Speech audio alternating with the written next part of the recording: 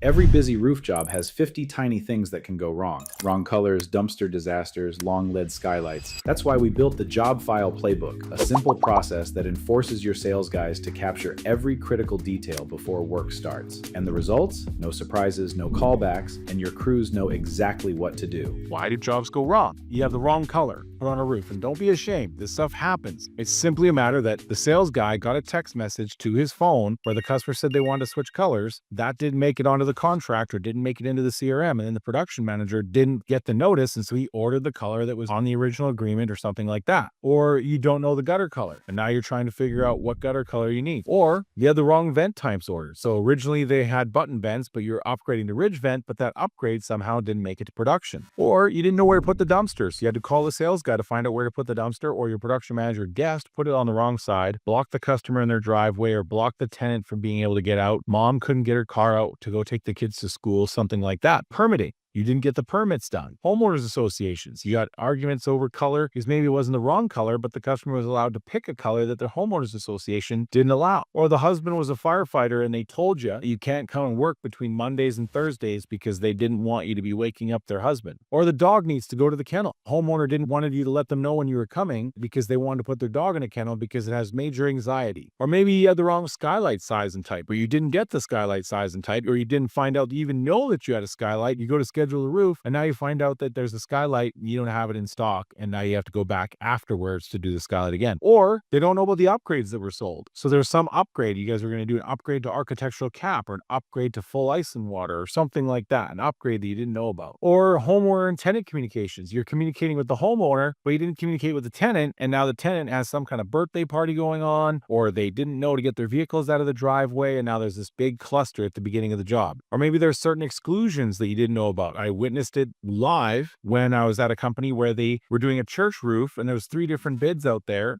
There was one for the slope roof, one for the flat roof, and one for the slope and flat roof. And it didn't get into company cam that we were excluding the flat roof, and they ripped off the flat roof of this church, and they had to completely redo the flat roof for free because they didn't catch that that was being excluded. Or you have promises of the things that you're going to do, like the little extras, like a shed that you promised to do. This one, I remember this one happened to us quite a few times where sales guy would promise to do the shed or some other little outbuilding, and with the extra bundles to kind of get the deal in the end. They're like, oh yeah, we'll do the shed for you, no charge. And then the guys would be all packed up. Homeowner would come out and be like, wait, you were supposed to do the shed. Now the roofer's got to completely unpack the truck and get all the stuff out there and go rip off and redo the shed. And everybody's pissed off because they had laborers that were kind of walking around putting one shingle in the dump trailer at a time because they had nothing to do, but they needed to look busy. And we were paying hourly, so that was just straight cost. Or you had long lead items that you didn't know about. Things that would take a long time to get, even things like getting solar taken off. You show up at the house and the solar panels are still on. Or it's carpentry work you didn't know about, and now you got to go get wood, or you're reflashing a chimney, something like that. Or just you had some kind of angry customer because you said you were going to do something, it didn't get done, and the homeowner says, well, we told the guy that, we told him that. All of these things, all of this is sourced in the fact that the sales guy is out on the roof and he does his thing, and then the production manager gets a file and he has no idea what the heck he's supposed to do. And the whole goal is to try and make it so that we have this perfect handoff between sales and the production manager so that we know so that once this handoff happens, it's the production manager's football, and we got to try and find a way to make it so it's almost robotic in nature, that the production manager doesn't have to think about what the customer might want. They're just doing what they're told. And there's a process in which we use to accomplish this called a job file playbook, and it's just the digital version of what a lot of companies used to do, but we need a way to kind of make it so that it's always followed. So when a contract is signed in a deal, and this is just a brand new account that we're building, if we bring a project to project sold, it's going to prompt us for some things, but it can't qualify for review yet, right? Because once the contract is signed, we have to get it so it's officially sold, and then it can get approved and move into production. In order to move it from contract signed to project sold, it has to say qualifies for review, right? Because then the sales manager reviews it and approves it. Well, how do they get it to move into project sold? Well, we have this job file playbook, and a playbook is a HubSpot feature that allows you to ask questions and they require answers. So you see these ones in red, they require answers. So you can jump to any particular place. And so what it'll do is say, okay, are there any hot buttons? What is the most important job detail? So we can say there is a rose bush along the back of the house. Her grandmother gave her the rose bush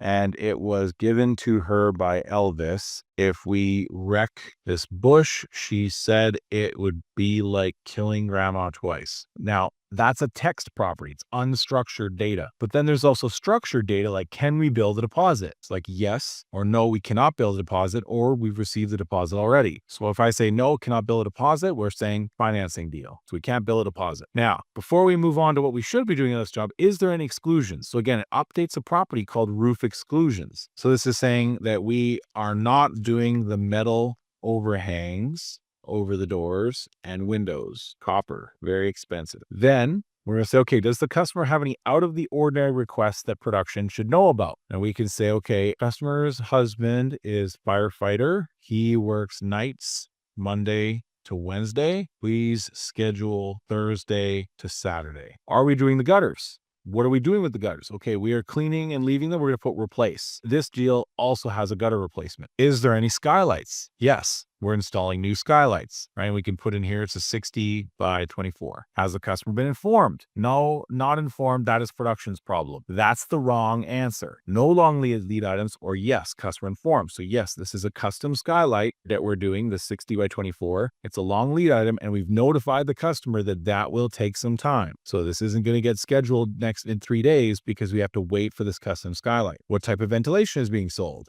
Ridge, vent, upgrade. Is there a satellite dish? What are we doing with it? Yes, we're replacing it back in the place that it was. So we're putting it back up. What is the scope of work here? It's a roof replacement. What is the color? We'll put that color. Is there a second material type? We're going to say no secondary, and so therefore there's no secondary color. How many roof squares? 35. Is this deal value accurate? Yes, it is. Now we can log this. See the save button popped up? So now we log this note. This means that now when we go into this deal, we can see this job file playbook and we can see all the different answers that were put in here. Now, if I go back to my deals, if I want to sign this over to project sold, you'll see now this moved to yes. So the salespeople cannot move it into project sold unless they fill out their playbook correctly. Because we can say this has to be either known, so the empty box has to have something in it, or we can say the empty box has to say this specific thing. That's why we have these drop-down variables. So then only then, when it is in project sold,